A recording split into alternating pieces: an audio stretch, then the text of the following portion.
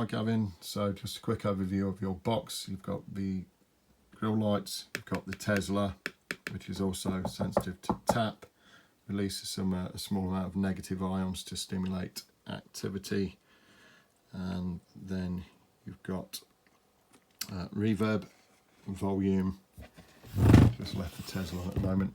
So at the back of the box, these packs, this one just slides. Trying to do this one-handed, forward, 4 AA batteries in there, slides back in place. Tesla can be switched off to sound or on. If you wish to replace the batteries, remove the 2 screws, 2 AA, AAA batteries inside. This one pushes up to release, and then it comes back down. So that's 2 AA's in there to feed the grill lights. We've then got the 3.5mm input for your psb7. You can also get these boards quite cheaply.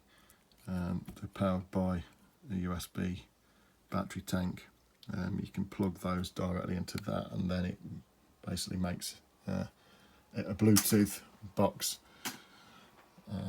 So other than that, the back of the unit will obviously be in place and secured by a couple of screws or Velcro fasteners.